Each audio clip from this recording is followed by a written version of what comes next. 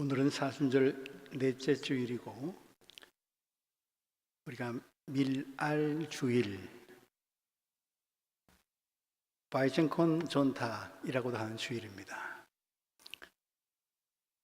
오늘 예수님 우리에게 밀알의 비유를 들려주십니다. 목숨은 태어날 때부터 죽음의 기저귀를 차고 나온다. 한국의 문학평론가 이어령님의 시의 한 구절입니다. 생명체는 태어난 그 순간부터 죽음을 향해 가고 있다. 그런 말이죠. 섬뜩하고 듣기 좋은 소리는 아닌데 생물학적으로는 사실이고 정확한 말입니다. 뿐 아니라 죽음 앞에서 살아가야 하는 삶의 엄숙성, 어떤 것은 삶의 허무를 드러내주고 있는 구절이기도 합니다. 그런데 한번 질문을 던져봅니다. 정말 생명은 죽음으로 다 끝나고 마는 것일까요? 모든 생명 현상의 종착역, 그것은 죽음일까요? 메멘토 모리라는 말 아시죠? 죽음을 기억하라, 생각하라. 독일의 공원 묘지에 가보면 비석에 이 구절이 쓰여 있는 것을 볼 수도 있습니다. 너는 언젠가 반드시 죽을 존재임을 잊지 말라. 그런 뜻을 담긴 라틴 말이죠. 유래가 있다고 합니다. 옛날 로마에서는 전쟁에서 승리를 하고 돌아오는 개선 장군 시가 행진을 하도록 허락해 줬는데 그 개선 장군의 마차 뒤에, 그 행렬 뒤에 노예들이 따르면서 메멘토 모리, 메멘토 모리 아주 큰 소리로 외치게 한답니다. 혹은 개선식 마차에 올라탄 장군 옆에 노예 한 사람을 태우고 군중들이 승리의 함성을 열광적으로 외치는 상황 속에서 그 장군의 귀에 대고 속삭인답니다. 노예 한 사람이 메멘토 모리, 메멘토 모리. 너무 우쭐대지 말라는 거죠. 오늘은 네가 비록 개선 장군일지 모르지만 언제 죽을지 모른다. 그러니 겸손하라. 이런 의미에서 생겨난 풍습이라고 합니다. 우리 한국인들도 죽는다는 말, 죽겠다는 말 자주 사용합니다. 배고파 죽겠다. 이해됩니다. 배고프면 죽음으로까지 갈 수 있죠. 그런데 배가 불러도 죽겠다고 합니다. 배불러 죽겠다. 미워 죽겠다도 있지만 좋아 죽겠다도 있습니다. 죽기 살기로 대든다. 죽기 아니면 까무러치기 이런 말도 있고요. 아주 멋진 장면을 보거나 기분이 좋을 때, 야, 그거 죽인다. 죽인다고라고도 발음을 안 하더라고요. 죽인다. 뭐 이렇게 얘기하던데. 좋아도 싫어도 배고파도 배불러도 죽음을 생각하는 민족. 배고픔과 가난, 죽음 같은 현실이 늘 가까이 있기에 하게 된 말일는지는 몰라도 그러나 그러기에 오히려 죽음의 지배 당하기 싫은 악착 같은 질긴 삶과 생명을 향한 의지가 진하게 배어 있는 것 같아서 사뭇 숙연해지기도 합니다. 그렇습니다. 우리 모두는 생명이기에 죽고 싶어 하지 않습니다. 살고 싶습니다. 그런데 오늘 예수님은 죽음을 말씀하십니다. 아니, 사실 죽음을 넘어 진짜 사는 것, 그것에 대해서 말씀하고 계십니다. 오늘 우리가 함께 읽은 본문 바로 앞구절을 봅니다. 여러분들 받으신 주보 오른쪽 면에도 기록되어 있습니다. 이제 다 틀렸소. 온 세상이 그를 쫓아갔소. 예수를 미워하고 죽이려고 혈안이 되어 있는 바리새인들이 투덜대는 소리입니다. 바리새인들은 불평하고 투덜거리지만 유월절 명절을 지키러 예루살렘에 몰려든 무리들은 열광적으로 예수를 환영합니다. 왜요? 그 이유는 오늘 본문 12장 바로 앞장 11장에 그 이유가 기록되어 있습니다. 며칠 전 예수께서 죽은 지 나흘이나 돼서 벌써 썩은 냄새가 풍겨나기 시작하는 나사로를 살리셨기 때문입니다. 예수라는 사람, 병도 고치고 기적도 행하고 이젠 죽은 사람까지 살려낸다? 죽은 사람을 살려낼 정도라면 본인 스스로는 죽지 않는 인간이란 말입니다. 이거야말로 죽이는 사람입니다. 지금 그들은 예수에게서 메멘토 모리, 인간의 한계를 넘어선 신의 모습을 봅니다. 죽지 않는 신, 이스라엘을 구원할 구세주로서의 자격이 충분합니다. 그래서 온 예루살렘이 흥분하고 들썩입니다. 호산나, 호산나, 예수에게 영광을 돌립니다. 그 장면이 오늘 본문 앞에 실려 있습니다. 그렇게 열광적인 무리들 중에 유대 땅 말고 그리스 지역에서 온 사람들이 섞여 있었습니다. 그리스 사람임에도 불구하고 유대인의 명절인 유월절을 지키러 온 것으로 봐서 유대교로 개종한 사람으로 보이기도 합니다. 어쨌건 그리스 사람들은 전통적으로 지혜, 소피아를 사랑하고 지혜를 찾는 사람들입니다. 우리가 잘 알고 있는 철학의 원조들, 아버지들이 다 그리스 출신들입니다. 그들은 또한 이데아, 가상의 현실 넘어서 이 피상적인 없어지고 말 현실 넘어서 참 세계, 영원한 세계를 찾는 사람들이기도 합니다. 그들도 분명 예수에 관한 소문을 들었을 것입니다. 그래서 죽은 사람을 살렸다는 예수님을 만나서 현실 넘어 이데아의 세계, 죽음 넘어 불사, 죽지 않는 불사의 영광을 직접 보고 배우려 했던 것은 아닐까요? 그들이 예수의 제자들 가운데 그리스식 이름을 가진 필리푸스에게 부탁합니다. 선생님, 이보시오 선생, 우리가 예수를 좀 보고 싶소. 예수를 뵙고 싶습니다. 헬라어로는 보고 싶다는 말 속에는 함께 지내고 싶다라는 뜻도 있다고 성서학자들은 풀이합니다만 그건 헬라 말뿐 아니라 우리 말도 마찬가지라 생각합니다. 나 너 보고 싶어. 그 얘기는 나 너와 함께 있고 싶어. 그 얘기와 다를 바 없지 않습니까? 부탁을 받은 빌립 역시 그리스식 이름을 가진 친구 안드레아스에게 가서 상황을 알리고 두 사람은 예수에게 가서 이들의 말을 전합니다. 예수는 지금 상황을 이미 다 내다보고 계십니다. 빌립, 안드레, 당신의 제자들을 가이드로 삼아서 죽지 않는 불사자, 영원자, 그런 사람이 하늘로부터 이데아의 세계로부터 세상에, 이 땅에 온 것일지도 모른다. 그런 사람 예수를 만나보고 확인해 본 다음에 같이 사진 한 장 찍고 기념품으로 간직하고 싶어하는, 예수를 관광하고 싶어하는, 그 관광에 빌립과 안드레를 가이드로 만들고 싶은 그런 그리스도인들의 속셈을 알아차리신 예수님, 그들의 제안을 거절하십니다.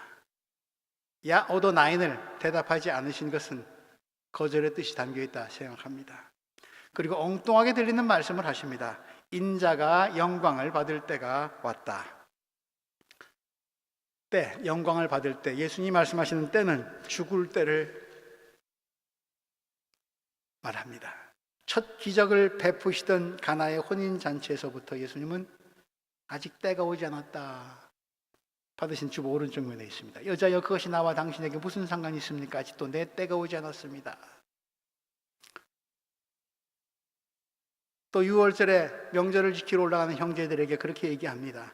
나는 내 때가 아직 차지 않았으므로 이번 명절에는 올라가지 않겠다. 그런데 이제 마침내 그 때가 왔습니다. 죽을 때가 왔다는 말씀입니다. 그리고 주님은 그리스인들의 기대값과는 정반대로 불사, 죽지 않는 것이 아니라 죽음에 대해서 말씀하십니다. 그것도 일반적인 죽음에 대한 강의가 아니라 당신 자신의 죽음에 대해 말씀하십니다. 그동안 당신의 삶을 통해 보여주셨던 구세주 메시아의 영광이 마침내 어떤 과정을 거쳐서 온전하게 드러나게 되는지를 알려주십니다. 죽음의 때와 영광의 때가 연결이 됩니다. 짝짓기 쉽지가 않은데 죽음이 불행이 아니라 오히려 영광입니다. 참 영광은 죽음에 있답니다. 말하자면 죽지 않는 불사의 영광, 그것이 영광인 줄 아는 사람들에게 죽어서 다시 사는, 죽어야 맛볼 수 있는 영광을 말씀하십니다. 그것이 우리가 잘 아는 밀알의 비유입니다. 사진 좀 보여주시겠습니까? 밀알입니다. 여기 쓰여 있는 독일어 구절은 오늘 성경 본문 말씀입니다. 밀알 하나가 땅에 떨어져 죽지 않으면 열매를 맺지 못하고 죽으면 많은 열매를 맺는다. 밀알. 예. 다음 장면요. 예, 저렇게 작은 씨앗들입니다. 뒤에는 밀밭이 보입니다. 저 밀밭, 저 풍성한 수확은 저 작은 한 알에서 비롯되었습니다. 예. 밀알 가운데 어떤 부분이 저런 작은 한 씨앗이 저렇게 풍성한 곡창을 만드는지, 식량을 만들어내는지, 그 신비는 밀알 하나를 쪼개어 보면 알 수 있습니다. 생물 시간에도 배우셨을 것 같긴 합니다만 밀알 하나에는 저렇게 배아, 씨눈이라고 하는 것이 있답니다. 저 씨눈이 터져서 싹이 나고 잎이 나고 줄기가 되고 그리고 마침내 열매를 맺는 것이죠. 저 씨눈을 틔우기 위한 과정, 그것이 밀알이 열매 맺는 첫 발걸음이기도 합니다. 사진으로 한번 보여주시겠어요? 예. 저렇게 직접 사진으로 찍으면 중간 오른쪽 아래 부분 배 또는 씨는 저 부분입니다. 저것이 밀알이 갖고 있는 생명력입니다. 근데 저 생명력은 땅에 떨어져야, 묻혀야, 썩어야, 저것이 새로운 모습으로 바뀌어야, 변화해야 열매를 맺을 수 있고, 그것은 또 다른 형태의 빵이 되어서 사람들을, 생명체들을 먹이고 살려냅니다. 예. 이 곡창지대, 저 작은 씨 눈에서 이 많은 열매, 저 작은 배아에서 비롯되었습니다. 오늘 본문 말씀 다시 보여주시기 바랍니다. 다음 장면. 예. 밀알 하나가 땅에 떨어져 죽으면 많은 열매를 맺는다. 한글을 그래픽으로 아주 그럴듯하게 멋지게 표현을 했습니다.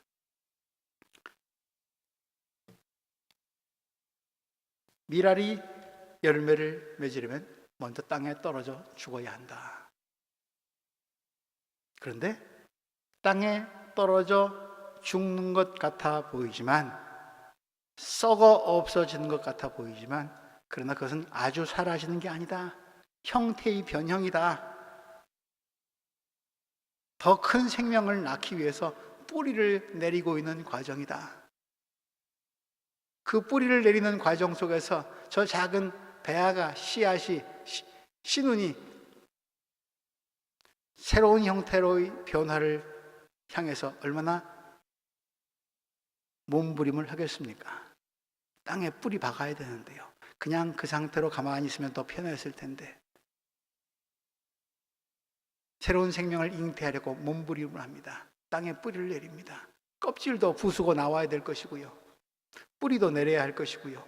어둠 속에서 정신을 바짝 차리고 있어야 합니다. 그러므로 예수님이 말씀하시는 때가 왔다, 인자가 영광을 받을 때가 왔다. 미라를 보거라. 주님이 말씀하시는 영광의 때, 영광의 뿌리는 미랄처럼 낮아짐, 떨어짐, 죽음, 묻힘. 거기에 주님의 영광의 뿌리는 박혀 있습니다. 영광, 높은 것을 추구하는 데 있지 않습니다. 나의 지성과 영성, 육체와 감정이 더 높은 곳을 향해서 날마다 올라가야 하는, 그렇게 수련을 해야만 하는, 비로소 얻을 수 있는 득도의 과정이 아닙니다. 오히려 반대입니다.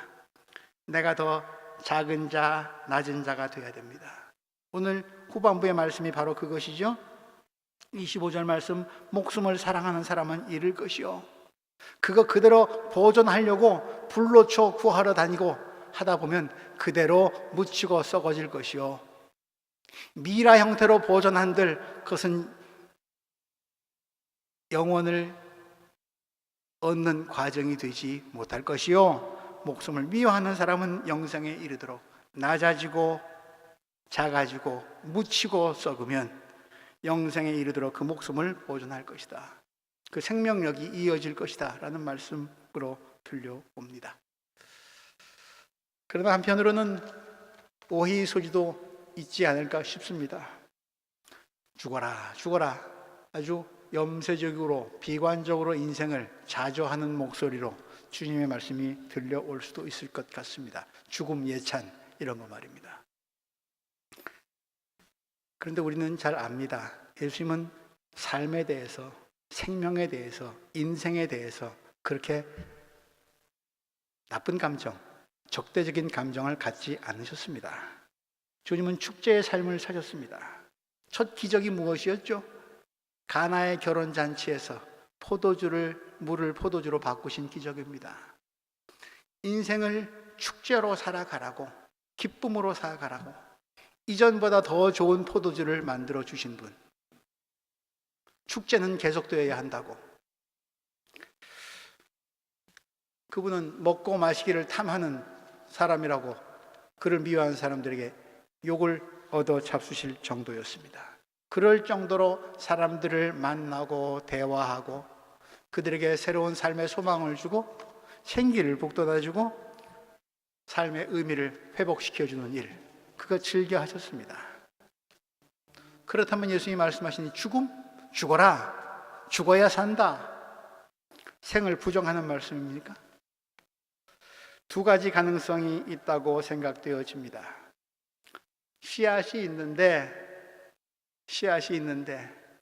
그 상태 그대로 자기를 보존하려고 하는 씨앗, 안전할 수 있을 것입니다. 그게 더 안전하다고 생각하기 쉽습니다.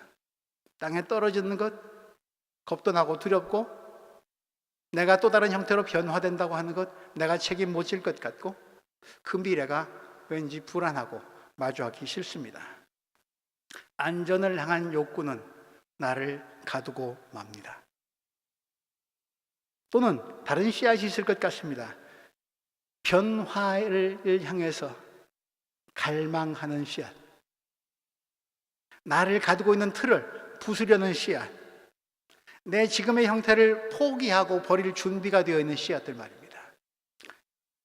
여기 모이신 대부분의 교우분들은 40, 50년 전에 지금 나의 씨앗의 형태를 포기하고 버릴 준비와 각오를 단단히 하시고 새로운 형태로 변화되신 분들 아닙니까? 지금 어떤 열매를 맺고 계십니까? 한국 땅에 머무실 때와는 전혀 다른 열매가 여러분들 삶의 삶 가운데 열리고 있을 것입니다. 변화를 준비하는, 변화하는 사람들만이 발전할 수 있습니다. 성숙은 변화의 과정이기도 합니다. 그러나 그 변화의 과정은 고통이 수반됩니다. 내 인생이 어려웠던 시기로 되돌아가 생각해 보면 그렇지 않습니까? 가만히 있는 게 차라리 낫습니다. 별 탈 없을 테니까요. 포기하는 게 차라리 낫습니다. 그게 편한 길일 수도 있었습니다. 순응하는 거니까요. 모난 돌이 되지 않는 길이니까요. 괜히 구설수에 오르지 않는 방법이기도 하고요. 그런데 장애물을 무너뜨리려 일어섰을 때 고통이 따라왔습니다. 내가 좋아하고 편한 것들, 거기에 매달리는 방법도 있었지만 그거 놓아버렸을 때, 그러나 종되는 그 일어섬이, 그 떨침이, 그 버림이 오히려 나를 더 챙기 있게 살아가게 하는, 나를 살린 그런 비결이 되지도 않았습니까? 밀알 하나가 땅에 떨어져 죽지 않으면 한 알 그대로 있고 죽으면 많은 열매를 맺는다. 주님의 말씀은 죽어야 사는 죽음의 신비이기도 하고 성숙을 위한 변화의 말씀이기도 합니다. 죽되 어떻게 죽어야 하는가, 죽음의 방법까지 알려주는 말씀으로 들려옵니다. 아까 보셨듯이 씨눈, 그 안에 담겨있는 생명, 그것은 묻히지 아니하면, 썩지 아니하면 어둠의 과정을, 고통의 과정을 통과하지 아니하면, 낯선 환경 속에서 스스로 성장하려는 몸부림을 하지 아니하면 그 안에 생명력은 사장되고 맙니다. 그 씨는 잘 보이지 않지만 모든 씨앗 하나하나, 그 작은 알갱이 하나하나에 하나님이 담아주신 생명 현상, 생명력, 생명의 근원입니다. 사람만 하나님의 형상을 닮은 것이 아니라 특별한 존재이긴 합니다만 작은 씨앗 하나에도 하나님의 형상이, 생명이 담겨 있습니다. 우리에게도 씨 눈이 있습니다.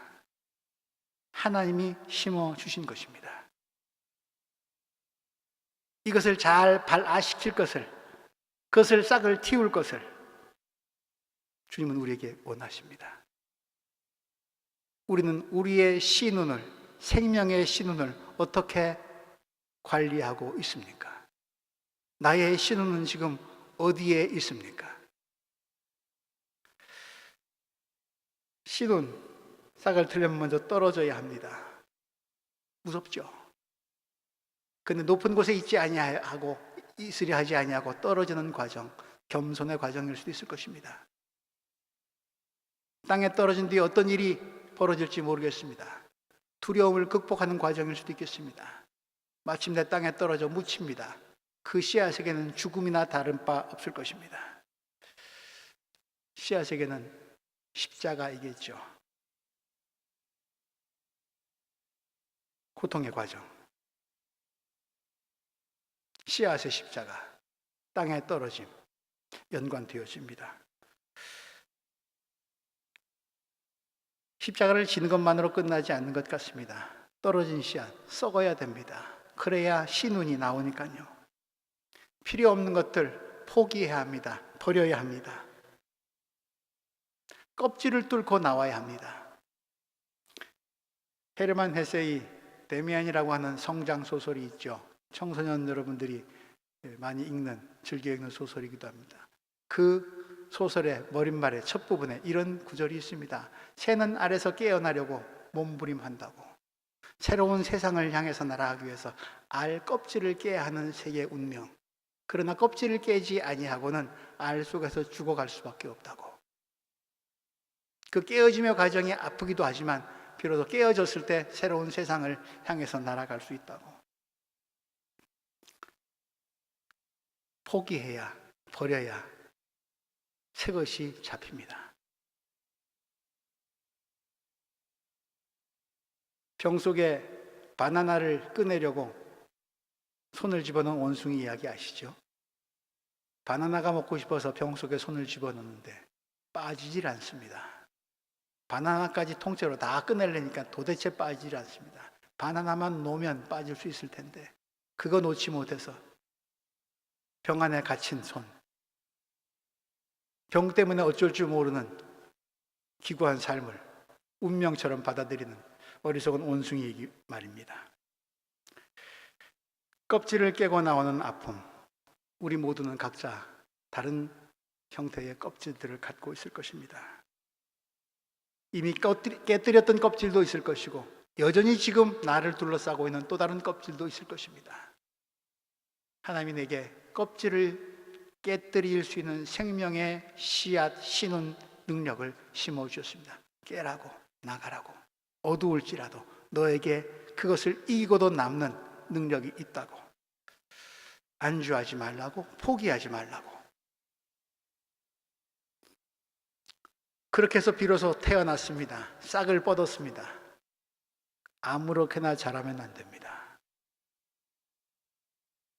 햇빛과 바람과 비가 있습니다. 거기에 맞게 수능해 가야 합니다. 나를 향한 은총의 선물이 있습니다. 내가 성장할 수 있도록 도와주는 그런 하나님의 특별한 배려이지요. 나가야 할 방향을, 자라나야 할 방향을 향해서 성실하게 자기를 키워가는 과정, 씨앗에게 또 맡겨진 과정이기도 합니다. 열매를 맺었습니다. 그것으로 끝인가요? 들판에 익은 곡식 한번 보여주시겠습니까? 예. 저것은 저 상태로 그대로 남 어딨지 하면서 자기 폼만 잡고 있으면 됩니까? 떨어진 씨앗은 어디에 가야지 영광스럽겠습니까? 저것이 재료가 돼서 빵이 되고 그 빵이 사람의 입에 들어가서 사람을 살려낼 때 아마 그것은 씨앗에게는 더 없는 영광일 것입니다. 아주 작은 씨앗 하나가 그것으로 그대로 남아있을 수도 있었는데 땅에 묻히고 썩으니까, 그리고 새로운 변화의 과정을 고통스럽지만 이겨내고 참아내니까 사람까지 살리는, 다른 생명을 살리는 원동력이 됩니다. 밀알의 영광이라고 생각합니다. 우리 아까 권사님께서 기도하셨습니다. 그리스도인들이 이 세상에 할 일이 참 많다고, 한탄만 하지 말고 어찌할꼬 푸념만 하지 말고 해야 할 일이 있다고. 사순절 기간 우리 이런 묵상 해봅니다. 밀알도 우리에게 양식이 되는 그런 자연의 섭리를 하나님께서 보여주시는데 나는 누구에게 빵이 되어봤던가? 나로 인해서 힘을 내는 그런 친구가 내게는 있는가?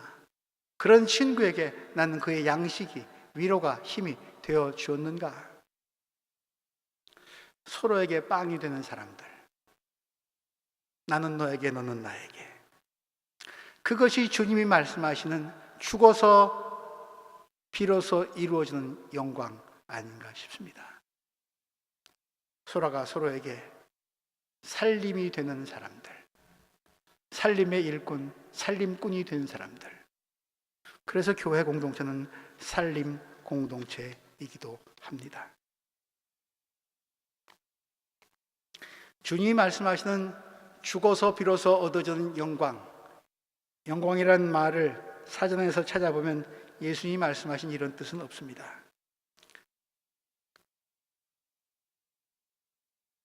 희생, 죽음, 묻힘, 썩음, 영광에는 그런 의미를 사전은 포함하지 않습니다. 우리가 생각하는 영광과 전혀 다릅니다. 그러나 영광의 뿌리, 가만 생각해 보면 사전적 의미와는 전혀 다르지만 그 과정을 거쳐야 비로소 얻게 되는, 없어지지 않는 영광에 연결될 것 같습니다. 그것은 개선장군의 귀에 들려오는 메멘토 모리가 결코 아닙니다.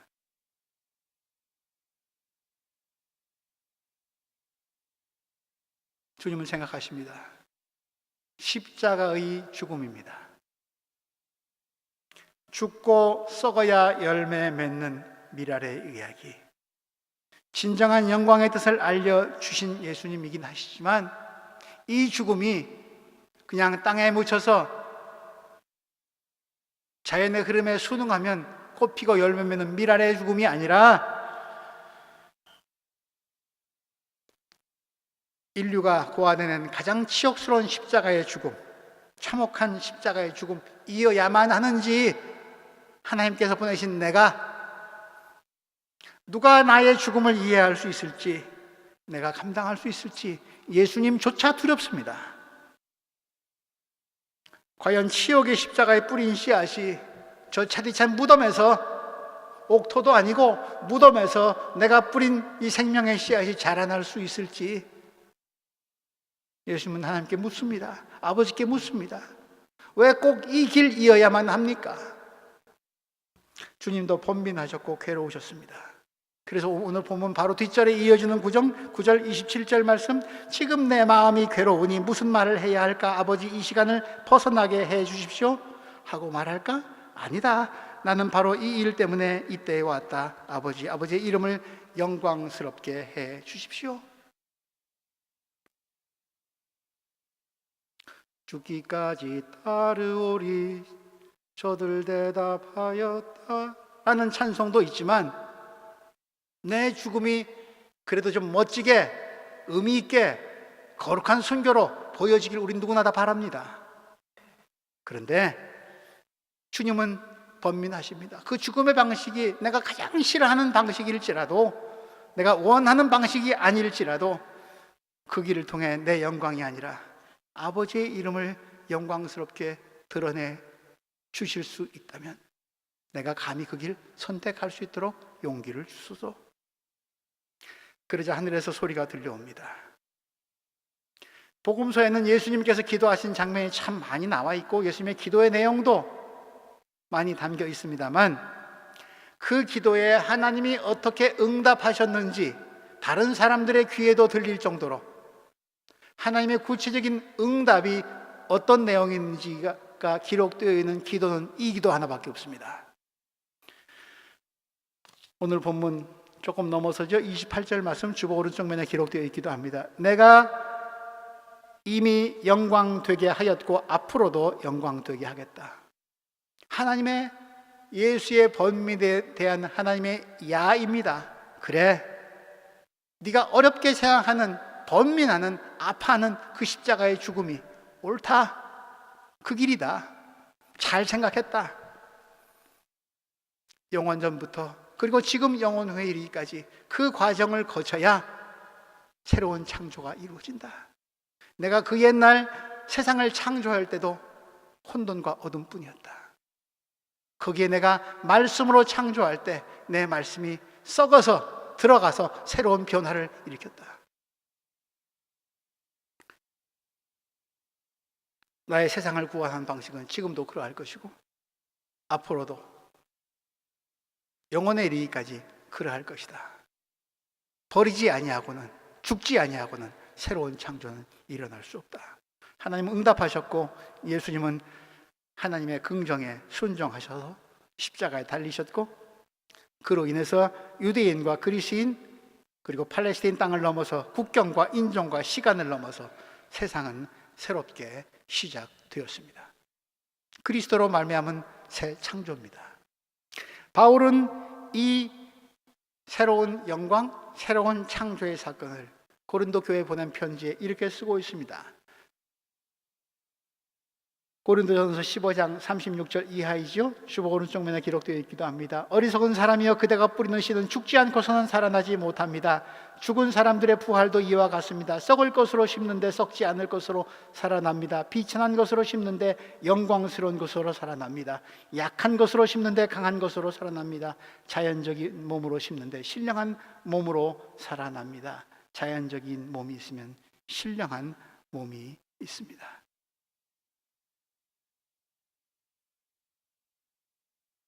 죽음 속에 담긴 영광의 노래입니다. 이게 예수 그리스도의 십자가의 죽음에 담긴 의미이기도 합니다. 메멘토 모리, 삶을 의미 있게 해주고 진중하게 해주고 까불거리지 않게 하는 좋은 경구입니다. 그런데 우리는 한 걸음 더 나가야 할 것 같습니다. 단순히 죽음에 대한 기억이나 생각이 아니라 예수님의 미랄의 비유의 말씀을 새기면서 죽음 안에 역설적으로 생명이 있다. 죽음은 생명의 온실이기도 하다.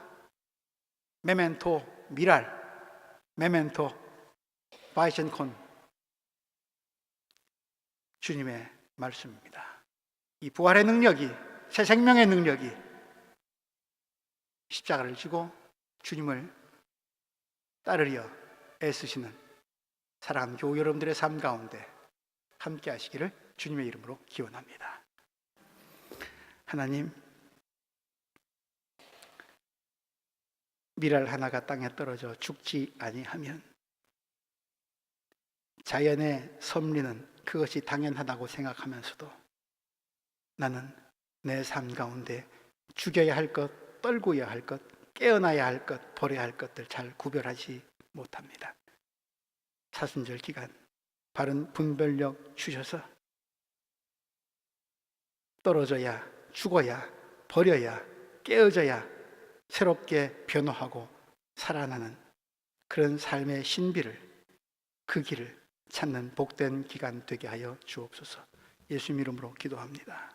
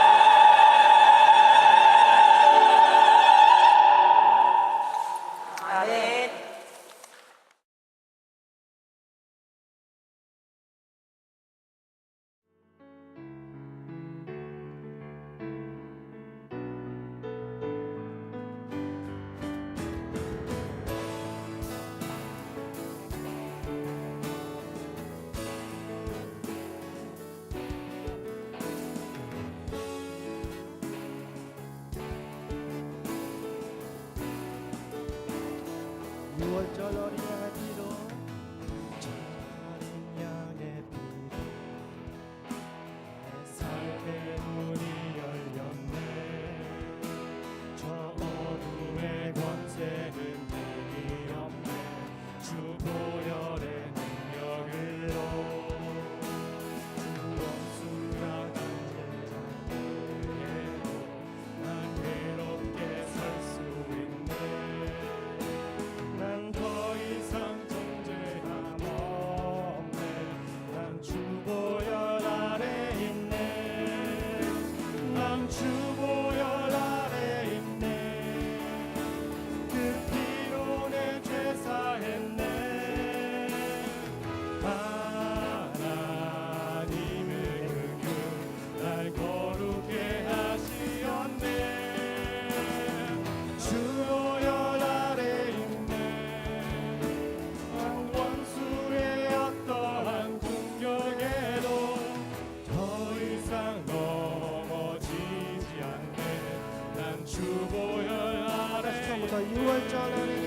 유월절 어린 양의 피 나의 삶의 문이 열렸네. 나의 삶의 문이 열렸네.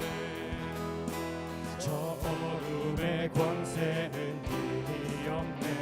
주 보혈의 능력으로 원수가 날 정죄할 때에도 난 외롭게 살 수 있네. 난 더 이상 정죄함 없네. 난 주 보혈 아래 있네. 난 주 보혈 아래 있네. 그 피로 내 죄 사했네. 하나님의 은근 날 거룩해 하시었네. 주 보혈 아래 있네. 난 원수의 어떠한 공격에도 더 이상 넘어지지 않네. 난 주 보혈 아래 있네. 난 주 보혈 아래 있네. 그 피로 내 제사했네. 그 피로 내 제사했네. 하나님의 은근 날 거룩해 하시었네. 난 주 보혈 아래 있네. 난 원수의 어떠한 공격에도 더 이상 넘어지지 않네. 난 주 보혈 아래 있네. 난 주 보혈 아래 있네. 그 피로 내 제사했네. 하나님의 근글 날 거룩해 하시었네. 난 주 보혈 아래 있네. 난 원수의 어떠한 공격에도 더 이상 넘어지지 않네. 난 주 보혈 아래 있네. 보혈 아래 있네. 어떠한 공격에도 더 이상 넘어지지 않게 난 주 보혈 아래 있네.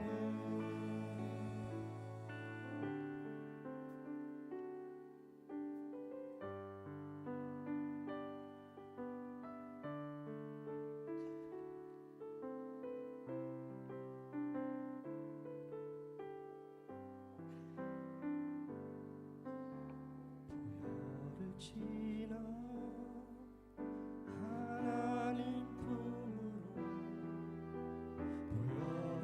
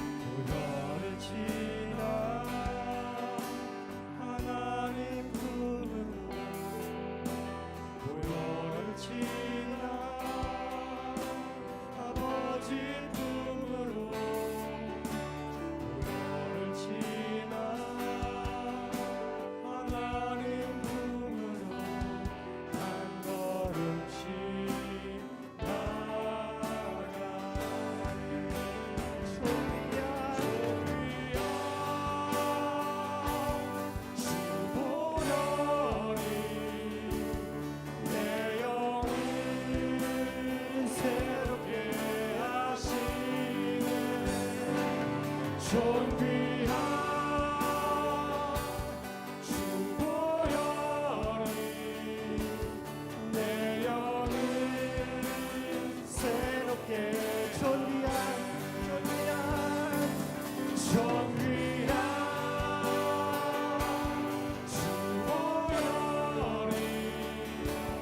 내 영을 새롭게 하시네. 존귀한 주보혈이 내 영을 새로 존귀한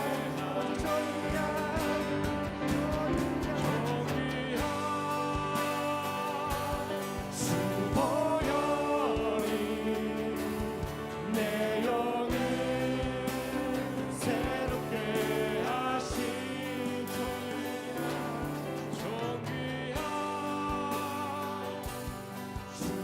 주보혈이 내 영을 새롭게 하신 존귀한 주보혈이 내 영을 새롭게 하시는 존귀한